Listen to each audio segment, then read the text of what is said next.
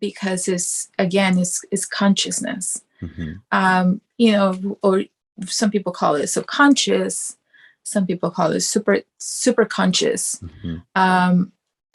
I just started calling it consciousness. But the way I explain it to some people is like I explain it, okay, with hypnosis, we have easy access to the subconscious. But is the thing is that there's the consciousness, the subconscious, the super conscious. It has the answer to everything, because it's like it's like connecting with your higher self. And I have had these experiences where, I'm guiding someone, and I'm basically like the investigator, because I have to ask the right questions. But when I do ask the right questions, they answer themselves, and they're like, oh yeah, it's like my it's like my higher self is telling me this and this and this and this, and it's telling me that I need to let it go now.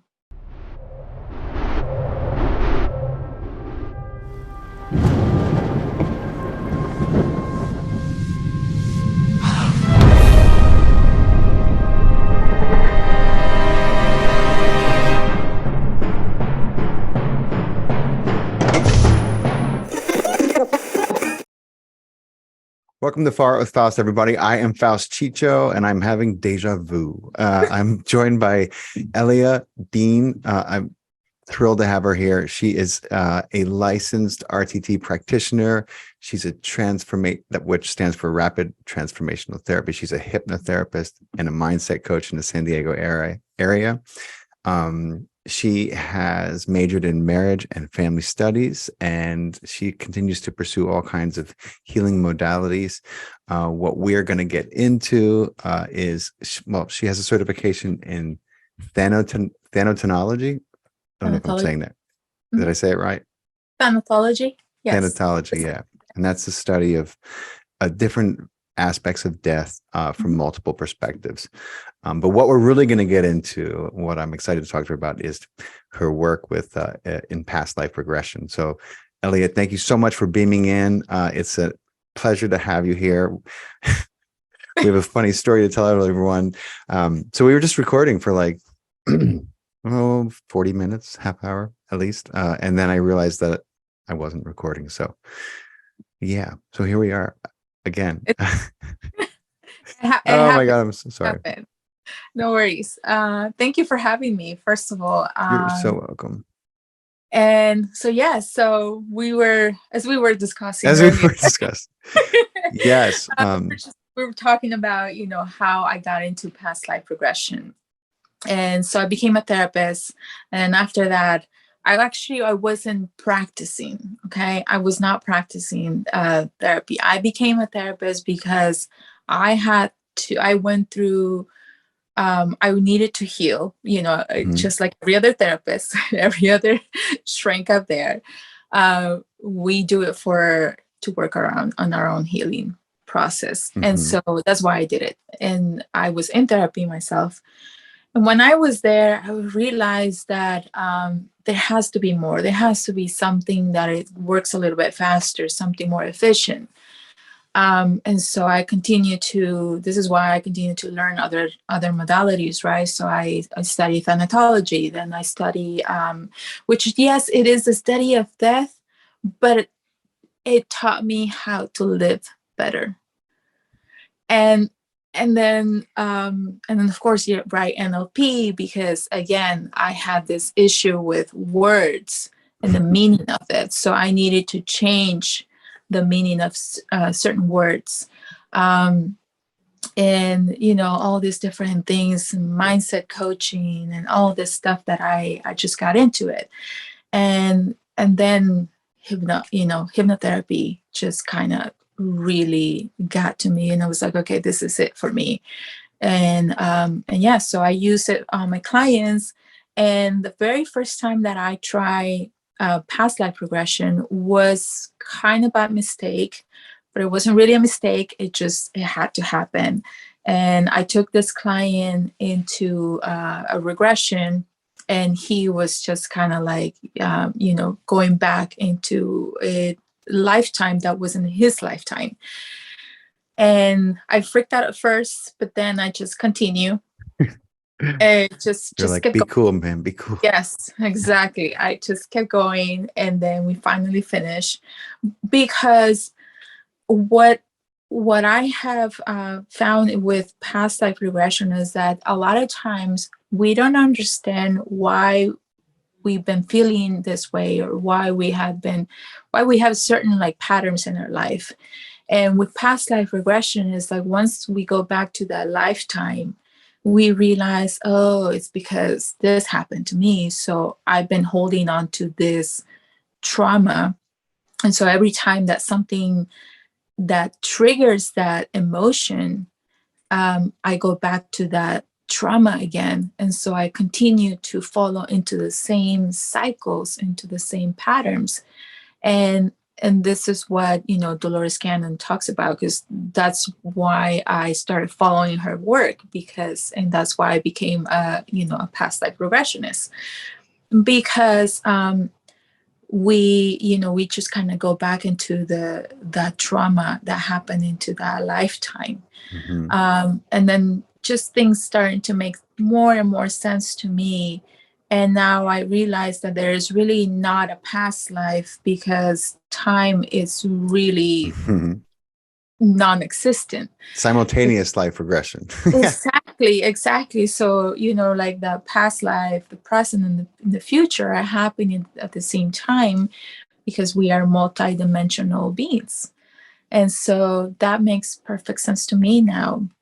I know we were talking about, this whole how the synchronicities, and Mm-hmm. how most of us that are, waking up and they're doing this work now, but we all went through the same kind of Yeah. experiences as a child. As a child, we had a difficult childhood. We had, parents. We probably grew up in Mm-hmm. like a very strict, religious, society, or community. Mm-hmm. And we had all these ideas, and now we kind of separate from that, and we have become maybe the black sheep of the family. Yes. But it was necessary, right? We're the crazy ones. We're the one with the crazy ideas, and how Yeah. does she believe now in like aliens and extraterrestrials? Yeah. Right? And my concept of God is very different to what my concept of God was My before. God. And I know we mentioned earlier about how it's like it was the perfect system to control masses and masses. Religion. Yes. And I mean, it was put forth Yes. by because imagine 1,000 years ago, 2,000 years ago, the governance in control was almost always the religion in Yeah, control. exactly. So naturally, they were having some of the same meetings they're having now. How are we going to control these people? Why would Yeah. they do what they? Why would they do what we say? Mhm. Well, we'll tell them that God said they had to, or they're going to burn in hell. Right. You know, And yeah. And I mean, this is what I was talking to my sister yesterday. I was like, just think, just don't just do it. Just do it. Like, just think on your own. yeah, And I put the example of like, like if there is a God up there and it's a God of love, do you really think he's gonna burn you in hell because you're not paying for what the kind of a God of love is that? like really, like, does that really make sense to you? And it doesn't make sense to It me. doesn't or make any sense. I or that mean, or that you're born with the, what do they call it, the natural sin, and then they have to, okay, that was the biggest thing for me when I was a little kid. It's like, why do they have to baptize babies if they are pure? They are the I purest. mean, and what's cool, when you are indoctrinated into something, you come to accept it without much question. And I mean, we baptize our kids not just because, and it's almost like it, and it reflects an exorcism. If if you've ever seen a baptism, it's they're throwing water on No. the baby, and they're casting out, Right. this unclean, and it's, I'm like, are we sure we're casting it out, or are we calling it in? Because what was unclean about this little baby who's been on the planet for a month? My It's God, the purest. you It's have the to be. purest thing you could find. Literally everything about it, Yeah. is perfectly pure. Yeah. It's perfectly innocent. There is That's, nothing original about even the word sin. My kids don't know what that word means. oh, oh my God. I'm so glad you They're brought 9 and that. 11. There are some words they've never heard in this house. Yeah. Sin is one But of them. but the word sin, okay, so let me explain the word sin. Please. Because the word sin in Spanish means without. Sin, without. But in the it actually means to miss the mark.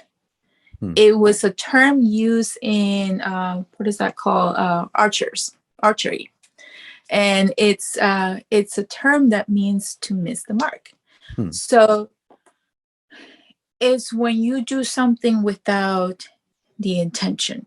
When there's no intention behind that action, Yeah. then it becomes a sin, because you did it with that purpose, you did it with that intention, it missed the mark. Right. So that's the whole reason about sin.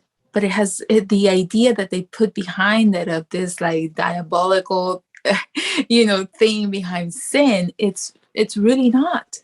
It's It's really this notion of retribution beyond, and I was talking to you about this earlier, before we realized that I had failed to hit the record button. This amazing universe, and what I think is the one constant in it, besides change, is cause and effect. And and under cause and effect, under this beautiful umbrella, this tapestry, is like the law of attraction, the law of resonance. All that's what the science side of the people Yeah. call it, the law of resonance, whatever you want to call it. Yeah. But it's the fact that whatever whatever you're resisting tends to persist, and whatever you're focusing on tends to be trying to get to you one way or the other. That's the law of resonance, the law of attraction. But a lot of people experience trauma, and because of the indoctrination and the religion and the way that a lot of parents used to raise their kids, they understand consequence as punishment. And there's a huge difference between consequence and punishment. Consequence can be learned from. Punishment can become very damaging. Some consequences are obviously much greater than others, but they're natural. I feel like that there's something that is just, it's just a different kind of understanding, right? So parents, I don't punish my children. I will discipline my children. But that comes from, that's a natural consequence of what they were doing.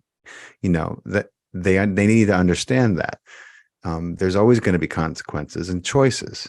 Right. There's a difference between, a society that understands that and a society that practices punishment. I see people, and I understand it, because I understand the sentiment, but the sentiment lacks empathy, right? Like I made a video about Bohemian Grove and this gathering of all these people who think that they, who have been dictating to the world what should and shouldn't happen, and planning things that are, there's a reason why they're secret. You know what I'm saying? Like that's because anyone who heard what they were talking about would really want to put a stop to it. That's the only reason why you keep these things secret for Mhm. so long, right? And people comment on my video and they're like, these bastards are going to burn in hell, and they I'm like, do I heart this comment? I don't, I understand the sentiment. I Mhm. understand that justice and retribution, are two different things. There's going to be consequences for their actions, either in this life or the next. That's Exactly. karma, right? Yes. That's going to Yes. happen. Exactly. But do you want them to burn in an eternal fire? Do you think that that's how is that going to help anyone? I mean, I feel that I understand both sides, but I just think that it's amazing to me how many people are still very much wrapped into this notion of like, these people who did this are gonna go to hell, and they're gonna suffer, and good. I'm like, no, Yeah. that's not seeing their humanity and recognizing their free Yes. will and the role they're playing, as you mentioned so eloquently off the record. Exactly. It's just like this is just like a movie, and so they're playing that role. But and yes, it's going to have their consequences. That when they come back into the next lifetime, they're going to have to go through more trials, and Mhm. because they're going to be carrying that karma with them. And so the whole point, which we probably did that, you probably did that, Yeah. and this is the whole point of this life now, that we are clearing all of that karma that we've been carrying on and on and on from lifetime to lifetime, or reincarnation, to reincarnation. And that's the whole reason why we choose to reincarnate, because we want to go through those experiences so that we can expand even more. And I think I mentioned this earlier, that it's almost like we have this catalog of Mhm. chaotic experiences, right? And we picked you know most of them, because we choose to do that. We choose to experience we choose to go through those experiences so that we can expand even more, so that we can grow our consciousness. Mhm. And it's necessary for us to go through that. So because, like, for me, the way I see it now is like, if I have not gone through those things as a child, or experienced domestic abuse as a woman, I would not be able to comprehend and understand at that level of you having that level of empathy with my Mhm. clients that are probably going through that right now. It's like every time I see someone um, that is going through something, like that, is I see part of myself. And Mhm. not only I get to help them heal, it's not because I don't heal them. Yeah, that's the other thing, is that I don't heal them. Mhm. I'm just a way for consciousness to guide them through their own healing journey, and letting them know and letting them see that they have the power of healing themselves within themselves. And so the way I see it now is like, okay, every time I help someone open their eyes, I'm actually helping myself to Mhm. open my own eyes at the same time. And every time, because we're all connected, we are That's all connected. So every time you kind of help your brother or sister, you're actually helping yourself too.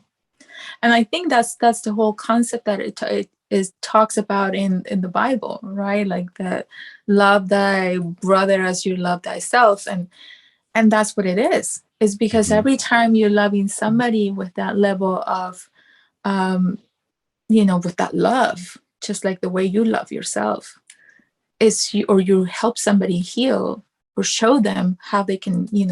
heal, or give them the tools, then you're also giving yourself those tools too, and you start expanding more and more of your consciousness. I was That's explaining to you earlier of how for me, it was that major thing that happened. I feel like there's always something major that happens to, right? When you go through this, like, a yeah. spiritual experience and this spiritual awakening. For me, it was an accident that happened uh exactly 2 years ago. Oh, almost it's gonna be almost 3 years now. But yes, it just, I was driving back from a party. It was a New Year's Eve party, and I was driving with my son in the back, and then this car, hit us from the side. And again, we were talking about synchronicities and how, numbers and everything, right? So my car rolled over maybe like 7 times. I fell on those wheels. I mean, crazy thing.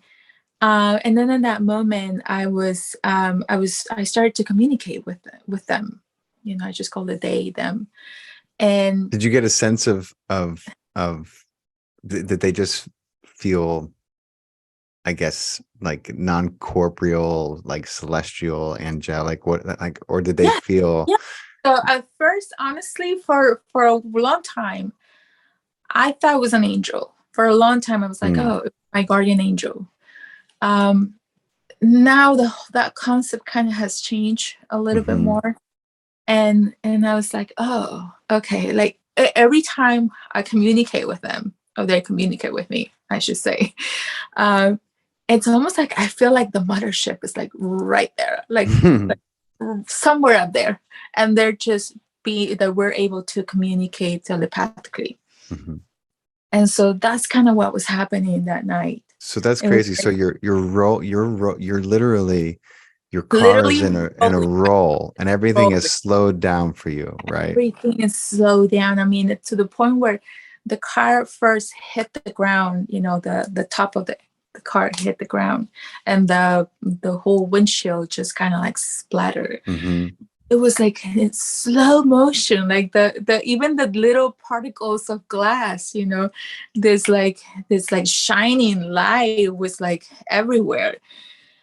And yeah, and they were just like, don't worry about it, there's nothing to worry about. Everything's cool. It's like, keep it cool. You're good. You're gonna be okay. You're being protected, so you're good. So you got a sense. You got a really strong sense, really calming and safe sense. This as you were rolling, and I have absolutely like zero doubt in that moment. In that moment, it's like I knew I was gonna be okay. I just knew, and I have that comfort feeling. Almost like I wouldn't even say like, even when like a mom says like, oh, everything's gonna be fine, don't worry. No, it was even more. You knew. Yeah, I just knew. And my son was in the back seat, and he slept through the whole thing. Which is crazy too, that he slept through the whole thing. But because I knew I was gonna be okay, I just asked them like, hey, like I know I'm gonna be fine. I don't really care about the car, but like make sure my son is in the back seat, like make sure that he's okay, and make sure that he has his seatbelt on, because till this day, he's a 14-year-old boy, and he's taller than me, and I'm 5'5". I'm average. And he's way taller than me, and he just gets in the car, and he never puts his seatbelt on till this day. I have to remind him every single time. And I always wait even like a minute or two to see if he's gonna do it on his own. And once after those 2 minutes pass, I'm like, can you please put your seatbelt right?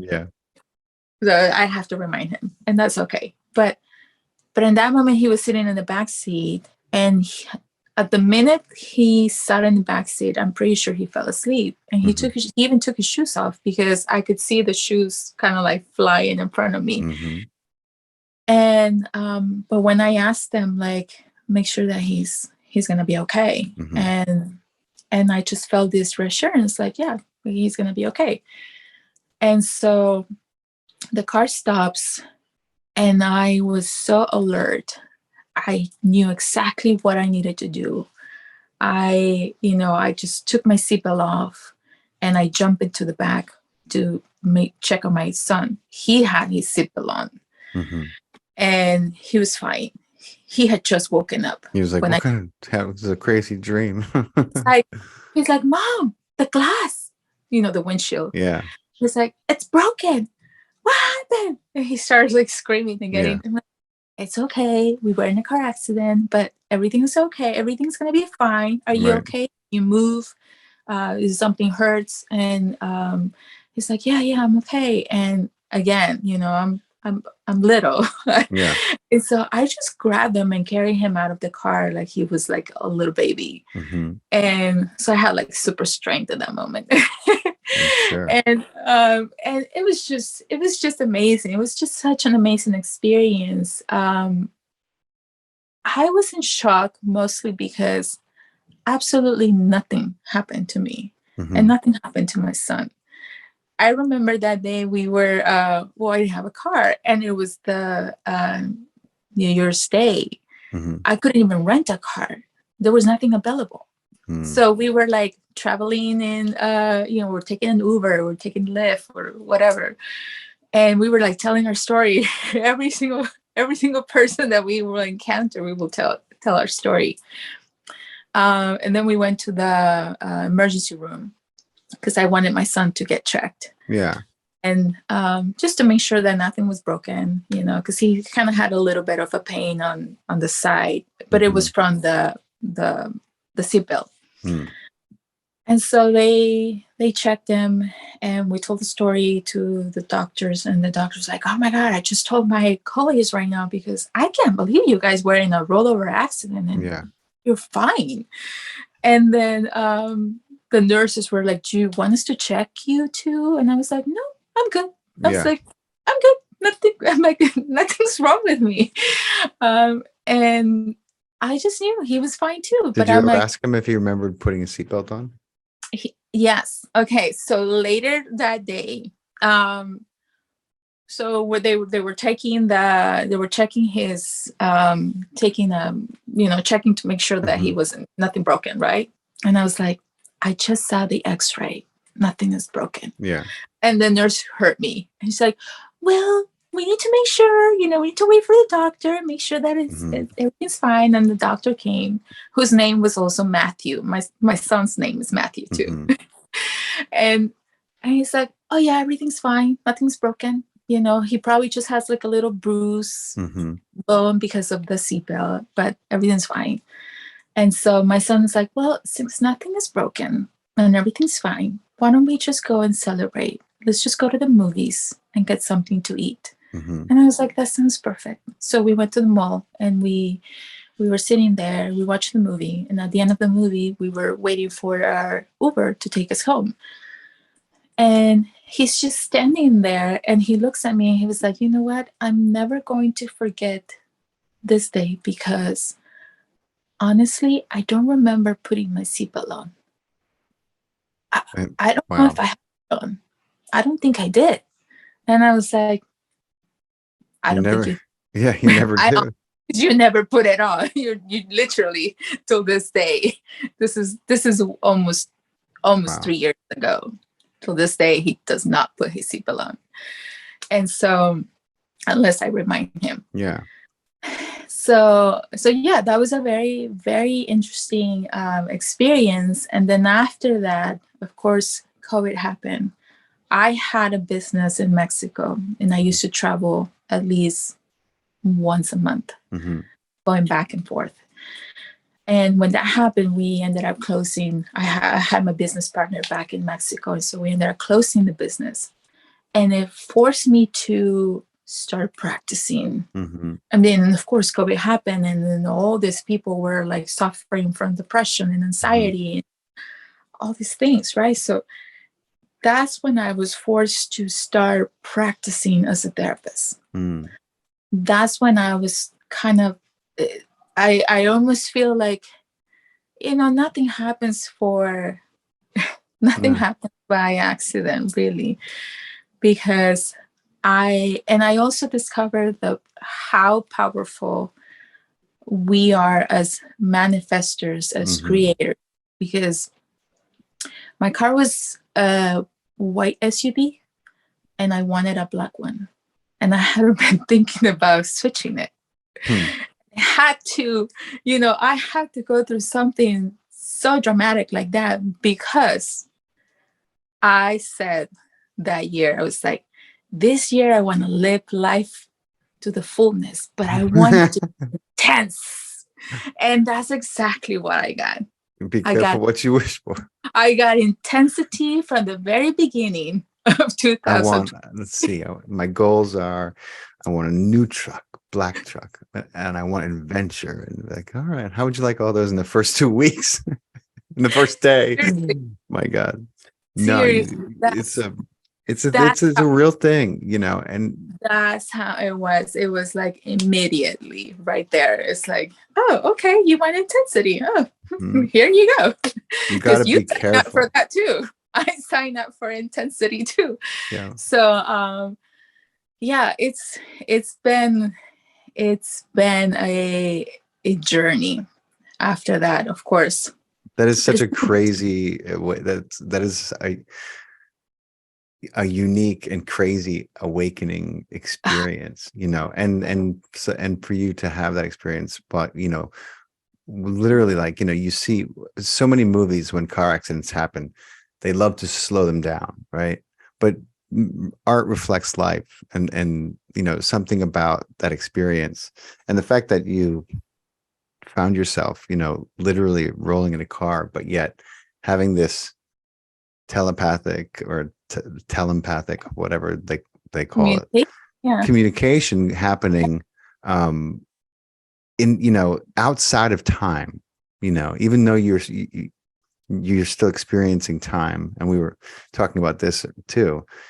Part of you is in touch with something that is outside of time, which is how you could kind of override the body, because the body goes into this fight or flight, panic, and rigidity that comes with that, the frozen rigidity that comes with that kind of fright. And I mean, unless you were truly experiencing something remarkable, your body would have put you, the programming in all our bodies would have put us What's funny right is into that that.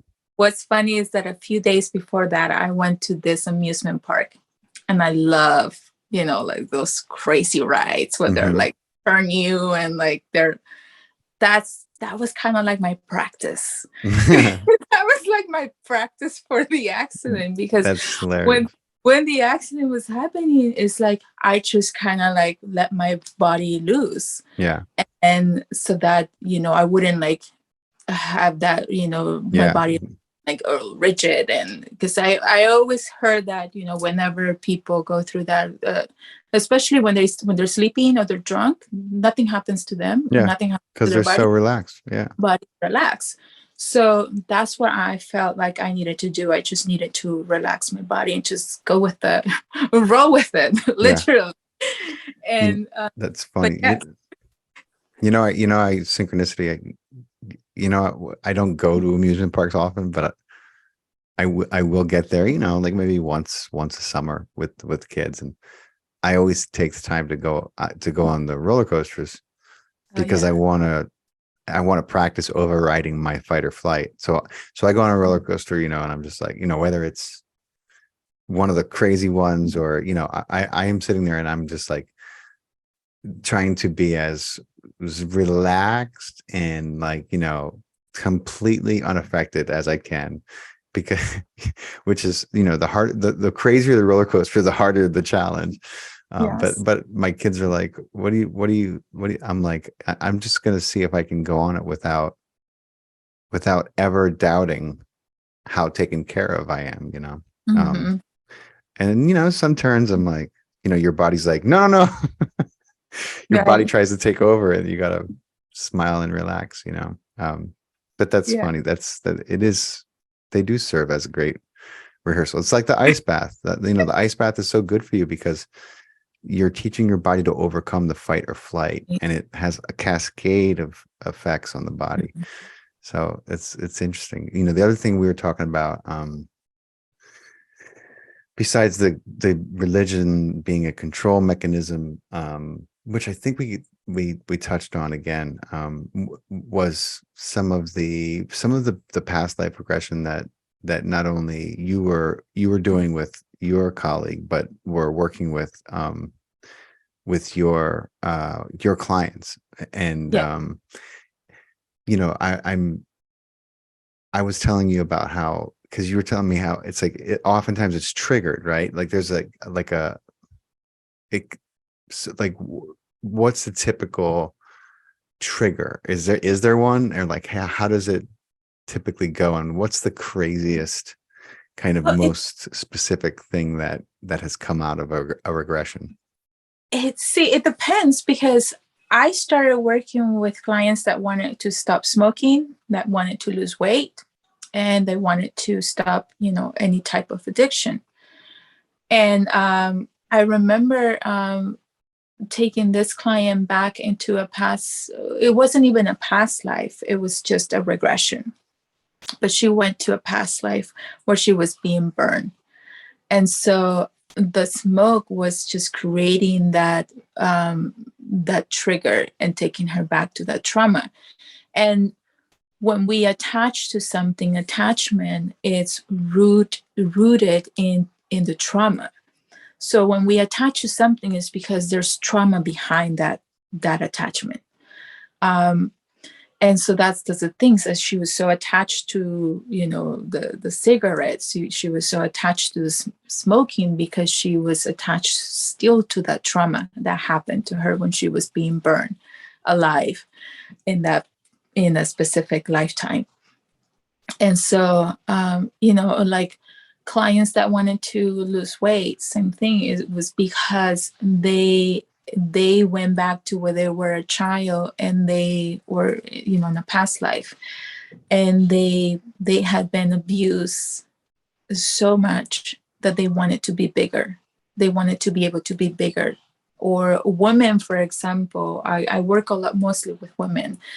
They didn't want to look attractive anymore because they had been, sexually abused so many times, and so they no longer wanted to look attractive. So it's so amazing how we have that power to create with our minds whenever we say, so that's why our words are so powerful, really, because whenever we say something, we are throwing that to the universe. We are throwing that, and we're manifesting that. Earth is the only planet where things don't happen immediately, because it's such, it's kind of like It's probably not a the dense. only one, but it's definitely, we're definitely on this three-dimensional But it's slow, Earth is definitely the most challenged planet that we incarnate in, because of the density of it. yeah. But we love it because it's the most challenging, and it's also the only planet where we don't remember that we are connected to source. And Wonder why they did that to us. I mean, I guess that's the whole point. That's the journey. it was part of the plan. It was just part of the plan, part of the whole divine plan. And and we didn't want it to remember. We didn't want it to remember. We really didn't want it to remember, because we wanted it to really go through this experience, just from scratch, learning, so that we could expand again, so that we could expand even more and more. And so anyways, that's kind of what happens. It's just, we are in this planet just learning to navigate, and now we're having, all these different, star seeds, and we having babies that are coming that are way more conscious than us, right? I'm like, at the moment right now, I'm pregnant. Right. I'm almost there. I have like, Oh wow, weeks for her to come. And this is again the synchronicities, the things that we ask for, right? It's like, well, does God always answers our prayers? Absolutely, yes. Not always that's right. not always the way that we expect it to be answered, but the way that we needed it. And so for me, I was in this session with another therapist, and we were kind of like switching therapy sessions, And then I was, I was in a therapy session, a hypnotherapy session, a regression session. And I regressed to a lifetime where I was not in this planet. I was from a different planet. And because I always had this feeling of that I wasn't connected to my mother, that somehow, for some reason, maybe I was adopted. That's how I always felt. I always felt like I was adopted. Wow. That's a strong And feeling. That's I and not a typical one at all. I always felt like I was adopted. I was like, this is not my family. And when I was little, I remember like I would just, kind of like go into this like fetal position and be like, I just don't like it here. I just want to go home. I just want to go home. And my mom used to be like, but you're home. It's okay. You're fine. You're home. I'm like, no, no, no. This is not home. This is not home. And Wow. I remember saying that since I was little. And she's like, oh, no, but you're home. This is home. I'm like, no, this is not home. This is not home. This does not feel like home. And anyways, when I went into that regression and I saw my planet and I saw my mom, it was the very first time where I was like, oh, this makes perfect sense now. It's because my mom had to like give me away to protect me. And so, and I could see my planet after that. I could see the planet just like exploding. I was grieving from that experience, honestly, for like a month. Every single time I would hear this like song, there was a specific song that I would hear. It would remind me of her, and it would remind me of that moment. Because in that moment, I knew how much she loved me. Mm. It was like, oh, but she loved me. She didn't give me away. She was protecting me because she loves me so much. And this is crazy because I always grab my kids' cheeks like this, and I always tell my kids like, oh my God, I love you so much, since they were little. And that's exactly what she did to me. I was a baby and she was grabbing my cheeks like this, and she was telling me like, okay. And I love the word F. I don't know. The F word to me is a magical word. And she was telling me like, I fucking love you. I fucking love you. Never forget that. Whew. Okay. I still get a little emotional from that. And for weeks and weeks, I remember going back to that scene and asking, why cannot I connect with her? Mm-hmm. Why is it that I can hear you, but I can't hear her? Like, is there any way that I can connect with her? Is there any way that I can, somehow, have this connection with her too? And I have no answer. And then I met someone, boy meets girl, right? Mm-hmm. And I got pregnant, and I was like, oh my God, like, how could this happen? Wow. Right? Like, how could this happen? How could I be, getting pregnant? I'm almost 40. I already have 2 kids. My daughter is 17. My son is 14. It's like, anyways, that was shocking for me because I was also on birth control too. Wow. Wow. Yeah. and the father is like no longer in the picture either. So that was like such a shocking thing for me. But when I did, I was actually doing a session for another hypnotherapist. And when I did that, something just clicked in my brain. There's something just clicked, and I just knew. I was like, oh, I got exactly what I asked for. Mm-hmm. Because that person, my mother, in mm-hmm. that lifetime, that I've been wanting to connect so bad with that, with that soul. Yeah. It's being born now. You're connected again. I got connected again. Yeah. I've been connected with her again. And I swear, like, every single time that I'm doing this a regression or something, or hypnosis or any kind of energy healing, I can feel that we're working as a team. I can feel like she is there with me. It's almost like she's there with me, like guiding me more Yeah. than me doing the thing, right?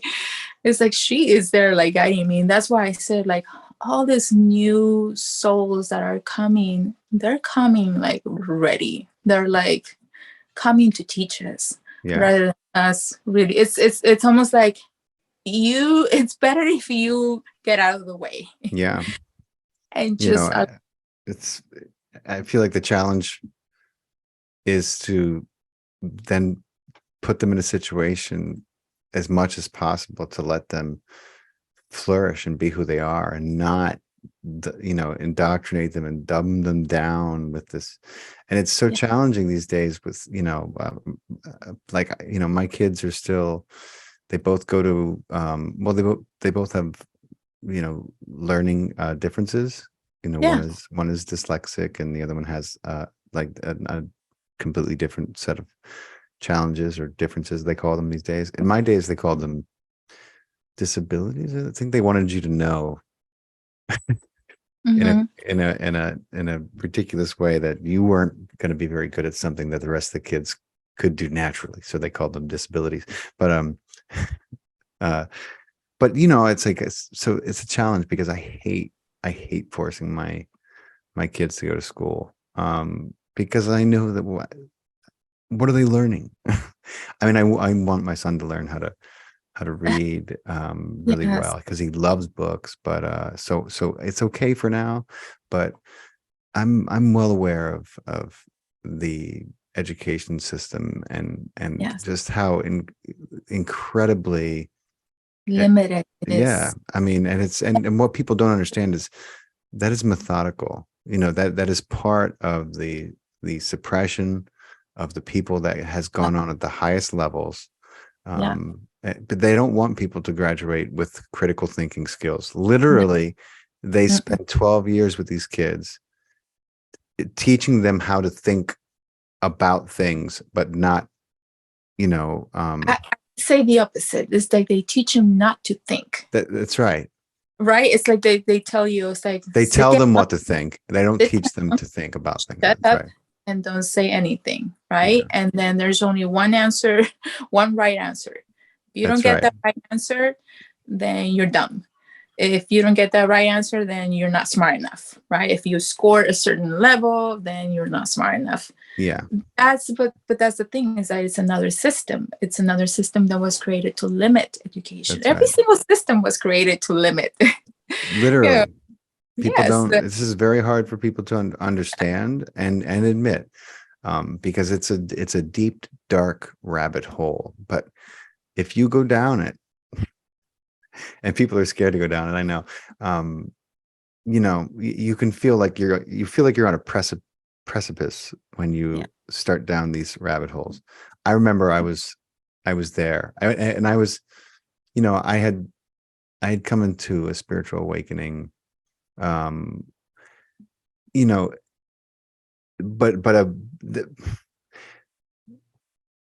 the pandemic served as it was another precipice. Like there was a lot of them. I didn't have a car wreck, but I had things. My reality kept getting destroyed a lot, like your windshield was, and not in a way that was pleasant, but in a way that was pretty like, oh my God, like, is this really happening? Is this, how can this be? And that's, this was so hard for people to wrap their minds around, because it is so big. Yes. And on such a scale that it's, it's like, no, that can't be. How can that be? Well, they've had a few hundred years to put things in place. If you had that kind of time and money and power, and you controlled the amount of things that they control, you could easily put all these things in place. And you start to see exactly how they've done it. And, it's diabolically brilliant. I mean, you got to take your hat off. It's remarkable, but it's got to end, because the human spirit will not be caged. It's just Yeah. not what we're designed to be, Right. you know. And it's been ending. It's been gradually, moving into what they call the new earth, right? Mm-hmm. Um, because the vibration of the earth it's been rising. And I feel like that was one of the reasons why the pandemic happened. It was like um an easy way out for a lot of people Mm-hmm. to start going into that new vibration, to start going into the new earth. It's like, all right, guys, we're gonna come, and at this time, there's gonna be a pandemic, and all of us as a collection, Yeah. like a community, right? Big, huge community. We're gonna leave because that's the easy way. That way humans are not going to freak out that there's all these people leaving at the same time. Mm-hmm. uh, so let's do it as this is going to be the way where we can leave in the pandemic. So everything, honestly, everything Everything. everything has really been like planned. It Everything has is been. We were yeah, talking about this earlier too. everything has been I planned. mean, Like, think about the level of, so I remember, and I'm not trying to say I was ahead of the game or anything like that, but I remember I was researching, because I have kids, and because they were of that age, and because I had a feeling about it. I started to research, well, I don't think the word itself is you're not allowed to say it, but I was researching vaccines, and I mm, watched a fantastic documentary called Vaxxed, that was supposed to premiere at the Tribeca Film Festival, was scheduled to premiere, and then this is how powerful the industry is. When they were going to premiere that movie, and De Niro wouldn't, because De Niro has an injured, one of his children was injured, I guess, and so it's very mm, personal, this movie, and he was championing it, and they were going to shut the whole they were going to shut the Tribeca Film Festival down. They got every sponsor, because De Niro is like, I'm not going to pull it. I'm not going to pull it. He's Robert De Niro, and they were like, all right, well, you're going to pull it, or we're going to pull the festival. That's a young film festival, very rich, very glitzy, and that's why it's got the prestige that it has in such a short amount of time, compared to like a Sundance that's been around for 60 years or whatever, since the dawn of film. Tribeca is a very young festival, but a lot of money, right? They got all the sponsors. They were like, pull the film, or we pull the money. And he pulled the film. And it's a fantastic documentary. If you haven't seen it, I think there's only one place you can see it. You know where? You can see it on a few streaming networks that have been banned, not banned, but they won't, yeah. like you can watch it on David Icke's Icon Media, but you can't watch it through the app. You have to watch it on the web, and you have to, like he has it on his thing, but Apple won't let him carry it. YouTube has it. YouTube bought the rights, I think, and they put it behind a paywall. So they discredited the movie and they put it behind a paywall. I swear it's been out for 8 years, and it has about Wow. 25,000 views. It's a phenomenal movie. I bought it and I watch it. And so now YouTube can track who watches the film, how many times it's being watched. They'll pull it if they have to, but no one's watching it. No one's going to pay for it, because Mm-hmm. they discredited it before they could premiere it. That's why they took it off. Mm. When you see it, you'll know exactly why. You'll know exactly why. I can't recommend it enough. So, but I don't know how we got off on that tangent. Control systems, like we were talking about, with religion and God. And we were talking about, I don't know if I'm trying to remember if I said this while we were recording or not, but the notion that God gave us all free will, only to make us burn in eternal damnation if we don't exactly act right. That's not free will. That's the biggest hypocrisy I've ever heard. How do you say that God, this God of love, created everything in his loving image and gave us free will in order to what, punish us for all eternity. Mhm. It's a crazy idea. And I was marveling earlier when we were talking about how when you grow up indoctrinated with beliefs systems put in place, you don't really question them, even when you realize they don't make a lot of sense,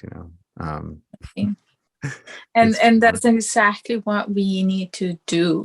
Question everything, just think for yourself, and when it comes to children, I used to work with a lot of special education children. Hmm. And I started noticing, I was like, these kids are actually very sneaky and they're very, very smart. Yeah. And it's almost like they start learning their own system, and they start manipulating the people that, oh, they're very smart. And I started more like studying more and more about, these children. And I was taking this client into a past life, and she went to a past life where she had Down syndrome, and her sister was basically manipulating her to do some things. And it's like she knew she was very smart, but she was trapped in that body. But she was extremely smart. Like she was very, very extremely smart.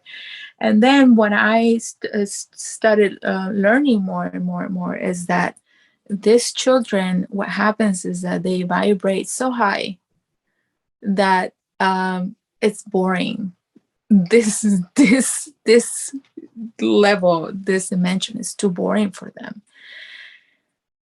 And so we are the ones that are slow compared to where they are at. That makes a lot of sense when I think about my 11-year-old. A lot of sense. It's like it's so slow. And because one thing that I remember reading, it was like, oh, these children don't have empathy, and I'm like, that doesn't make sense. No, that makes no sense. And the more and more I started working with with the kids, and then also doing past life regression on people that have gone to times where they had some kind of a disability like that, disability, but I don't even call it disability anymore. It was like, it doesn't make sense. They have feelings. They have the of course, yeah. They do.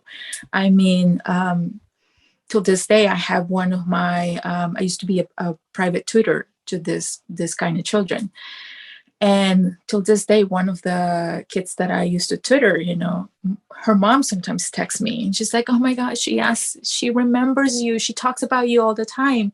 And I remember telling this mom, I was like, you know what, I know you want them to get I know you want her to get like in school and read better and get, like, she's smart. She's a genius. She's a genius. Yeah. There's a little genius inside her.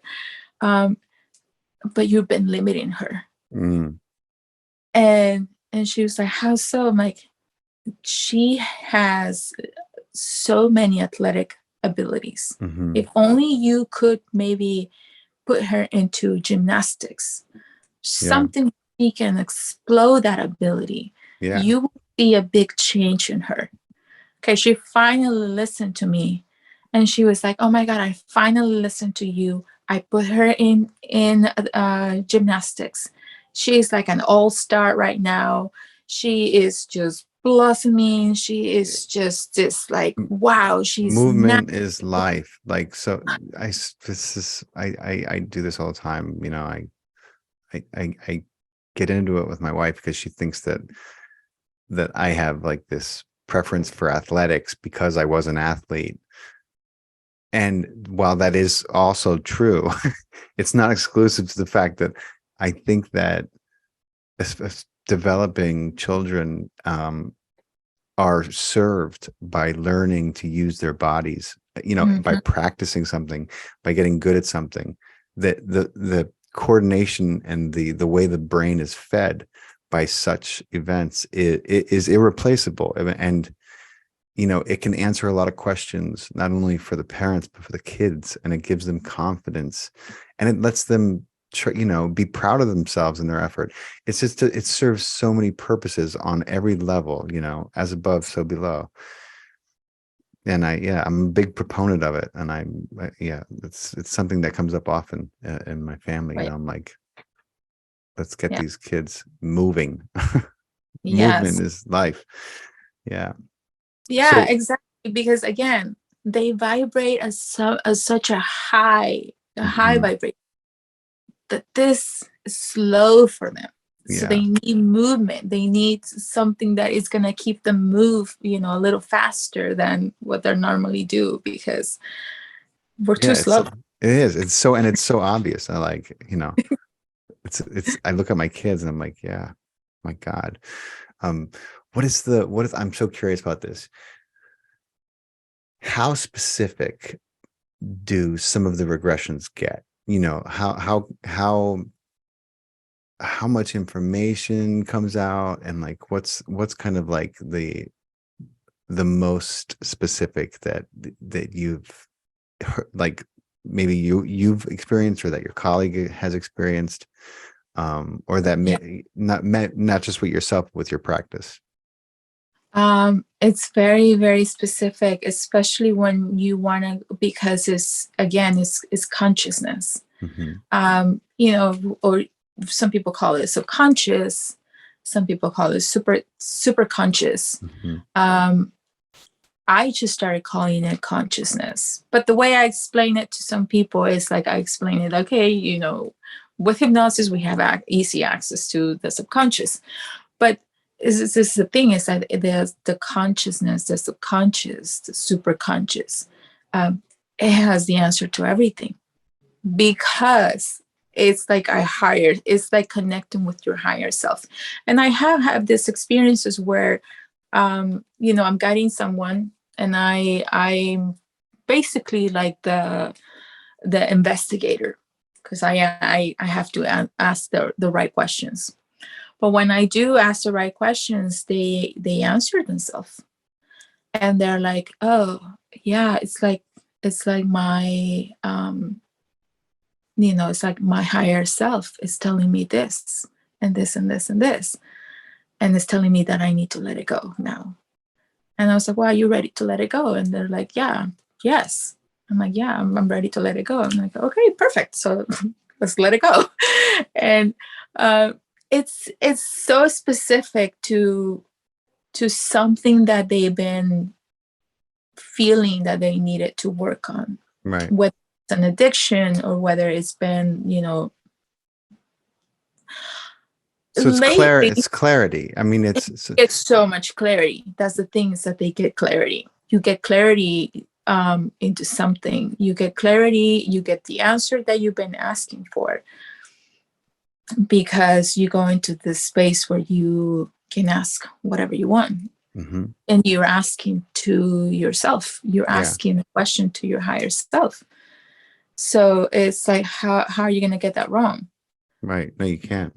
You can't get. That's, I one of the reasons why I practiced and like learned to channel was so that I could have as true a dialogue with my higher self as possible, and learn how to Mhm. keep that dialogue going, and just the meditative techniques that I mean most trance channels use are just phenomenal ways. Even if you don't want to be the next Abraham Hicks, or the Yep. next Yeah.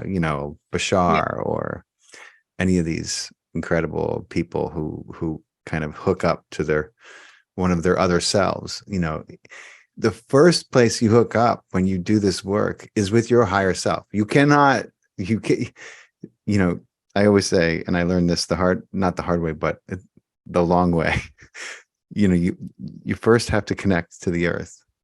Yes. You have to take root, right? If you Mhm. just try to go up and you don't have the foundation, if these chakras aren't cleared, you can't take root. You're not going to be able, your reach is not going to get very far, just like a tree without Mhm. solid roots.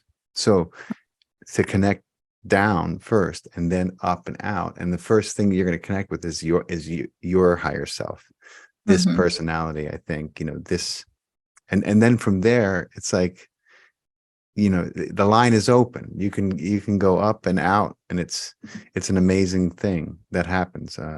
That was my experience with it, and it's kind of a way to get rid of the conscious part of the brain that is, and plug into, something that is above that, you know Yeah. um and so the answers you get Yes.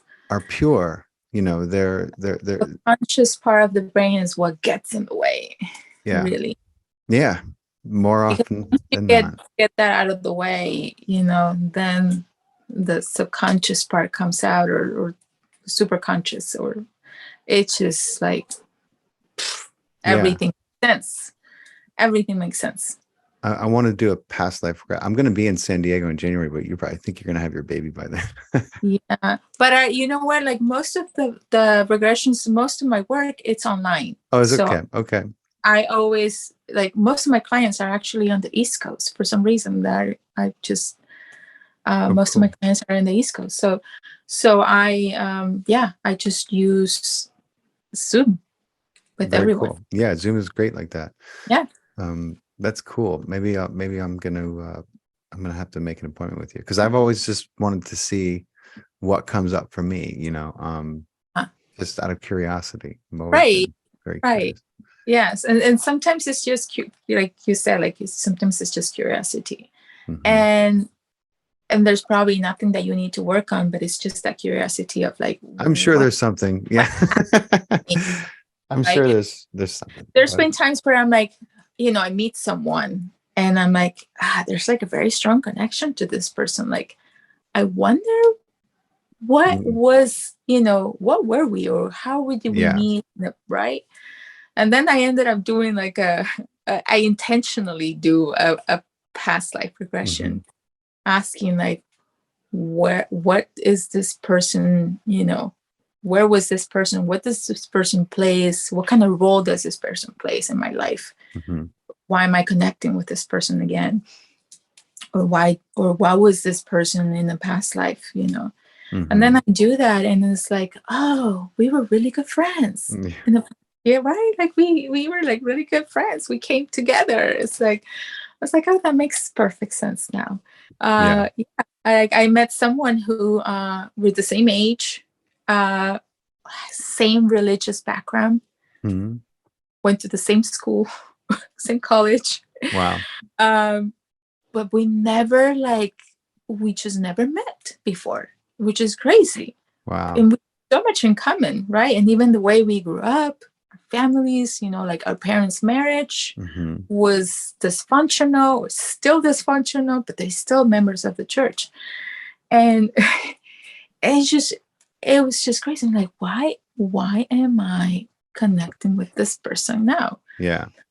And the way I see it now is like we are helping each other to heal in a way, because we understand each other so well, because we've been through basically, Yeah. very similar things. We have the same, very similar backgrounds and everything. And he's able to share those experiences with me and open up, and I'm able to share those experiences with him and open up without feeling like we're going to be judged, or that the other person is not going to get it or understand because they didn't grow up in that kind of environment. Hmm. So it's been a healing journey at the same time. And it's like, with every other person is like that. Every time I Yeah. meet someone, it's like, okay, why am I connecting with this person? And there's always some kind of a healing that Hmm. is happening with that person. There's always some type of like effort that we're working together and we're connecting or reconnecting because we're helping each other to heal in some way, Yeah. which is helping us to elevate even more. And always the opportunity is there, even in the people who Yeah. you don't think it's there, um, so many times things can just change on a dime. The moment you decide to change how this interaction is going to go, I mean, the moment you backspace that thing that you wrote and take a Yeah. different tact, you know what I mean? And just see what happens if you come at this person with kindness instead of, you know, uh, aggravation and assumption. So, Mm. but before you go, you have to share some wisdom with me. So I know that the last couple of years have been profound for you, and you've had an incredible awakening, and you're in service to others in more ways than you know. What if you could give people, like not a mantra, but it could be a mantra, but it could, a couple words, a sentence or two, that might help them enjoy this life a little bit more exuberantly, right? Yeah. However you want to give it Yeah. to them, what would you say to them? I have learned that you have to live life as if this was the last day of your life. Because when you do that, you no longer fear death. And when you're no longer fear death, then you're able to actually enjoy life to the fullness. Mm. And when you enjoy life to the fullness, even those moments that are very difficult, challenging, they become a blessing. And sometimes you don't see it. Sometimes you're like, I don't know what the fuck you're talking about because my life is a fucking mess right now. Yeah. But it might not make sense at first, but it will make sense later on. You will see the bigger picture. You will see why you went through those things. You will see why you were struggling so much. You will see why you were suffering so much. And at the end of the day, you chose to do that. Mm-hmm. And so when you know that you are choosing to live the life that you live right now, you could also change it too. Mm-hmm. That you're Choose to able change it. to Yeah. choose to change it. Exactly. So that's what I would say, because that has That's been beautiful. my mantra too. Yeah, that's beautiful. That's a great reminder. If you if you are thankful for every moment and not taking anything for granted, immediately your perspective changes. The moment I think about being separated from my family, I immediately want to relish every moment. My gratitude is reignited instantly. It makes me so grateful for every moment. So it's a fantastic reminder and a pearl of wisdom. I appreciate you sharing that with me and everyone listening. Thank you. Yeah. Thank you for having me. Thank You're you. welcome. We're going to do it again because I'm so embarrassed that Worries. but what's meant to be will be. So we'll have to revisit. We'll be in touch, and I'm going to cut some clips for us for Instagram. And what we'll do is I'll share them with you, and we'll do something. We got to do something on Instagram too. Yes. Yeah. Absolutely. So that'd be Yes. cool. But Absolutely. I wish you a Merry Christmas, a Happy New Year, and I'm looking forward to seeing pictures of your beautiful little girl when she's born, and sending you all kinds of love. Thank you so much. Thank you. Same You're to you, and same welcome. to everyone who is listening right Thank now. you. Enjoy the holidays. Okay. You and everyone listening. Absolutely. Thanks.